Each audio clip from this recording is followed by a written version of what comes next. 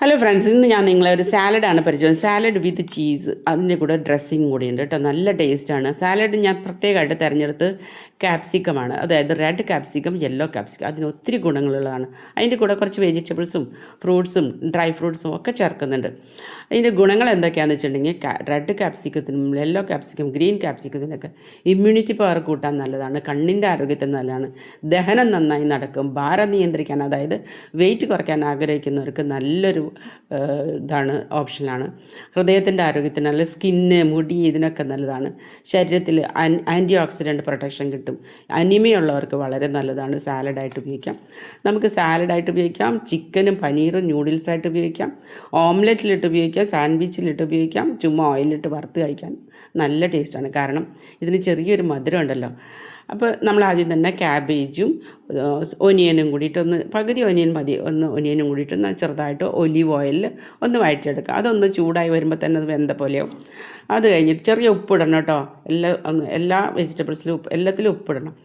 അത് കഴിഞ്ഞ് നമുക്ക് കളർഫുള്ളായിട്ടുള്ള കാപ്സിക്കം ഇട്ട് ഇളക്കുക. അത് കഴിഞ്ഞ് അതും ചൂടായി വരുമ്പോൾ നമുക്ക് കുറച്ച് മുന്തിരി, ഉണക്കമുന്തിരി ഞാനിട്ടിരിക്കുകയാണ്. നല്ല ടേസ്റ്റുമാണ്, ഗുണമുണ്ടല്ലോ അതിന്. അത് കഴിഞ്ഞ് നമുക്ക് കുക്കമ്പർ ചേർക്കുക. കുക്കമ്പർ ഒന്ന് വാടി വരുമ്പോൾ, ചെറുതായിട്ടൊന്ന് ചൂടായി വരുമ്പോൾ തന്നെ തേങ്ങ വേണമെങ്കിൽ ചേർത്താൽ മതി. തേങ്ങ ഓപ്ഷണലാണ്, ഇഷ്ടമുള്ളത്. അതിൽ ഫൈബർ ധാരാളം ഉള്ളതുകൊണ്ടാണ് ഞാൻ ചേർത്തത്. പിന്നെ നമുക്ക് ലാസ്റ്റ് ചേർക്കേണ്ടതാണ് ആപ്പിളിൻ്റെ പീസ്. ആപ്പിൾ പീസ് ഇട്ട് കഴിഞ്ഞാൽ നമുക്ക് കുറച്ച് അധികം നേരം ചൂടാക്കണ്ട. പിന്നെ കുറച്ച് കുരുമുളക് പൊടി ഇട്ട് കഴിഞ്ഞിട്ട് ചൂടുള്ള ഈ സാലഡ് നമ്മളൊരു പ്ലേറ്റിലേക്ക് സെർവ് ചെയ്യാം. അതിൻ്റെ മീതെ നമുക്കൊരു ചീസ് സ്പ്രെഡ് ചെയ്ത് വയ്ക്കുക. എന്നിട്ട് നമ്മൾ ഏത് തവയിലാണ് നമ്മൾ ഉണ്ടാക്കിയ ആ തവ കൊണ്ട് നമുക്ക് ഇതൊന്ന് അടച്ചു വയ്ക്കുക. അപ്പോൾ ആ ചൂട് കൊണ്ട് അത് മെൽട്ടായി കിട്ടും. അത് കഴിഞ്ഞ് നമുക്ക് കുറച്ച് ഒരു 1/2 ടീസ്പൂണ് ശർക്കരപ്പൊടി, പിന്നെ ഒരു പച്ചമുളക്, ഒരു അരമുറി നാരങ്ങ, പിന്നെ കുറച്ച് മല്ലിയില, പിന്നെ അവക്കാഡോനുള്ളിൽ ഫ്ലഷ് എടുത്തിട്ട് നമ്മൾ മിക്സിയിലിട്ട് ഈ ചേരുവകളെല്ലാം ചേർത്ത് ഒരു 2 ടീസ്പൂൺ പാലും കൂടെ ചേർത്ത് നല്ല പോലെ അരച്ചെടുക്കാം.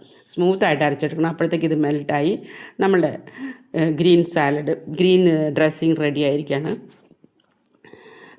ഇതിൻ്റെ മീതെ നമ്മൾ സ്പ്രെഡായി ഇടണം. നിറയെ സ്പ്രെഡായിട്ട് നന്നായിട്ട് അലങ്കരിക്കുക. അത് കഴിഞ്ഞ് എനിക്കിത് ഫുള്ളി കവേർഡാക്കുന്നതാണ് ഇഷ്ടം. അതുകൊണ്ട് ഞാൻ മൊത്തം ഫുള്ളി കവേർഡാക്കി വെച്ചിരിക്കുകയാണ്.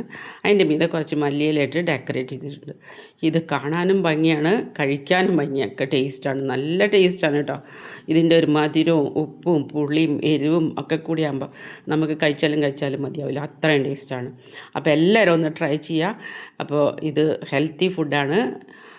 അപ്പോൾ ഇനി എൻ്റെ ചാനൽ സബ്സ്ക്രൈബ് ചെയ്യാത്തവർ തീർച്ചയായും സബ്സ്ക്രൈബ് ചെയ്യുക, മറ്റുള്ളവർക്ക് ഷെയർ ചെയ്യുക. Okay, by. നെക്സ്റ്റ് വീഡിയോ കാണാം.